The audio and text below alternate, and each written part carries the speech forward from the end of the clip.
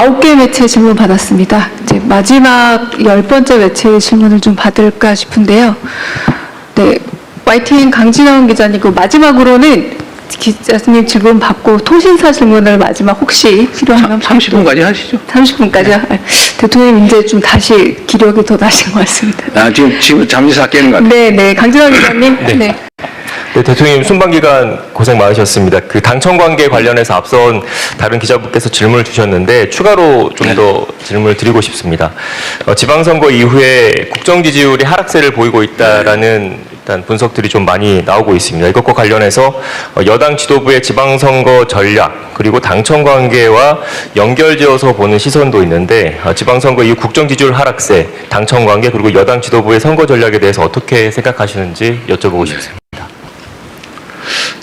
사실 저는 이제 선거를 기점으로 전후를 나눠본다면 저는 변한 게 없어요.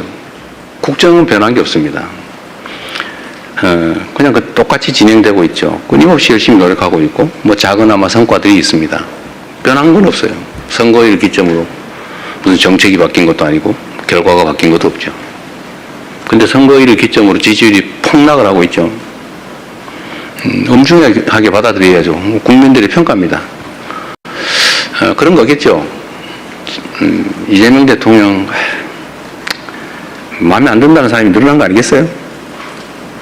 그런 거겠죠. 당에 대해서도 마음에 안 드는 사람이 늘어났겠죠. 그럼 냉정한 현실이죠. 받아들여야 되고 또 결론적으로는 그에 대해서 또 무한 책임을 져야 되겠죠. 더 많이 노력해야 되겠습니다.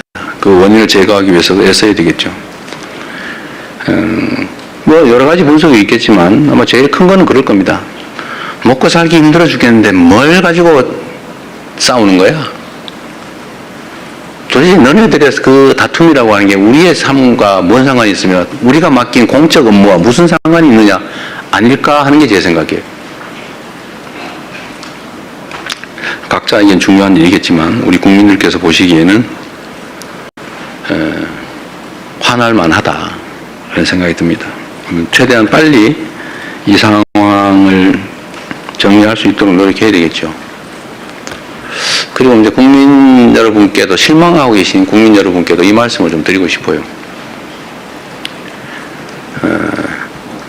우리가 어떻게 하면 더 나은 상황에서 더 효율적으로 더 국민들을 위해서 국가를 위해서 주어진 원래의 책임을 잘할 수 있을까를 탐구하는 과정이다 라고 이해를 좀 해주시면 좋겠습니다. 최소한 저를 포함한 정부는 그래요. 이 일을 대면하는 입장에서 우리는 나름 최선을 다했지만 어쨌든 국민들께서 우리가 기대하는 만큼의 선택을 하해 주지 않으신 거죠. 그건 현실이지 않습니까?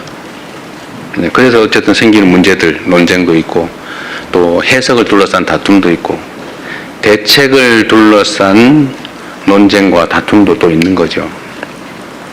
그러나 그조차도 더 나은 대한민국, 민생 문제, 민생 경제 더 나은 진전, 더 나은 결과 이걸 만들기 위한 노력입니다.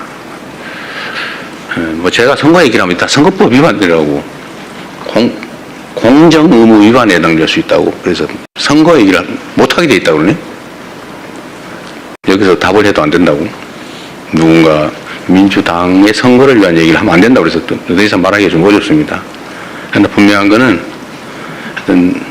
당은 더 많은 국민의 지지를 얻기 위해 노력해야 된다. 다른 요소를 찾기보다는 같은 요소를 찾기 위해서 노력해야 된다. 그래서 제가 이런 면에서 민주당 내의 경쟁과 갈등에 대해서도 한 말씀을 꼭 드리고 싶어요. 그 원수 싸우듯이 하지 마십시오. 거기에 그 같은 입장에 있는 같은 진영이라고 하는 울타리 안에 있는 사람들끼리 경쟁을 하는 게 아니라 전쟁을 했어야 되겠습니까? 모욕하고 헐뜯고 없는 사실 만들어가지고 공격하고 그러니까 또 억울하다고 또 이쪽이 또 그러고 왜 그렇게 합니까? 경쟁을 해야 됩니다. 경쟁을, 합리적 경쟁을. 있는 사실의 기초에서 논쟁하고 경쟁이 됩니다. 없는 거 지어내지 마세요. 허수아비 전법이라고 없는 사실을 지어낸다면 거기다 막 공격하고, 그래서 다른 옆에서 보는 사람이 저기 진짜 있나 봐. 이것도 하나의 테크닉이라고 생각하는지 모르지만 그 나쁜 짓이죠. 다시 서로 회복할 수 없어요. 나중에 그건 전쟁이죠. 또 모욕하지 마세요. 왜 그렇게 서로 모욕하고 폄하하고 꼭 숨어가지고 그런 사람도 있어요. 당당하게 내놓고 합리적인 논쟁을 통해서 옆에서 지켜보는 사람도 누가 이길까 재미있게 결과를 지켜봐야지. 보면 막 확 짜증나게 그냥 막 쳐다보기도 싫게 왜 그렇게 싸웁니까? 이것도 정치 문화의 일부죠. 정치 문화도 더 잘하기 경쟁, 합리적 경쟁, 논쟁을 해야죠. 진짜 죽일 듯이 싸우고 진짜 죽이면 어떡해요? 응? 적도 아니고. 우리 안의 차이가 아무리 큰들 상대와 싸워 이겨야 될 상대와의 차이만큼 크겠냐 이 말씀 자주 드리는데, 하여튼 전쟁이 되지 않으면 좋겠다. 그렇죠? 지나면 다 그만이에요. 지나면 나 또 맨날 보고 살아야 돼요. 그래서 그 말씀 꼭 드리고 싶습니다. 여야도 사실은 좀 마찬가지예요. 그냥 얘기 나온 김에 좀 있는 사실에 기반해서 합리적 논쟁을 하면 국민들께서도 누구 말이 맞아, 누가 더 멋있어 이렇게 할 텐데 표현은 왜 그리 저렴하며 또 없는 사실을 지어내가지고 막 의미를 하고 말이에요. 이러니 감정이 서로 상하잖아요. 이게 정치를 하는 게 아니라 패싸움을 하고 있어요. 패싸움. 그 국민들이 보시기에 얼마나 불편하겠습니까? 좀 여야 간에 저를 공격하시더라도 좀 없는 얘기 만들어가지고, 내가 언제 주가 9천 가지고 자화자찬했습니까? 제가 조심스러워서 일부러 주가 얘기 안 하고 있어요. 그런데 이재명 대통령 주가 9천 됐다고 자화자찬하지 마라 이런 논평 내고 그러면 되겠어요? 응? 내가 언제 그랬어? 내가 얼마나 주가 문제 조심하는지 압니까? 일체 한 번도 언급한 일이 없어요. 내가 몇천 포인트 됐다고 막 자랑했습니까? 제가 그럴 때마다 걱정이 있어요. 주식시장의 양극화도 사실은 심각한 자산 양극화를 부릅니다. 문제예요. 걱정이에요. 그걸 완화하기 위해서 정말 많은 노력을 해요. 주가지수가 외형적으로 트는 것보다는 다 한꺼번에 성장하면 좋겠는데 잘 안 되잖아요. 근데 자화자찬했다고 더 없는 사실을 만들어서 교만하게 그러지 마라 이러면 되겠습니까?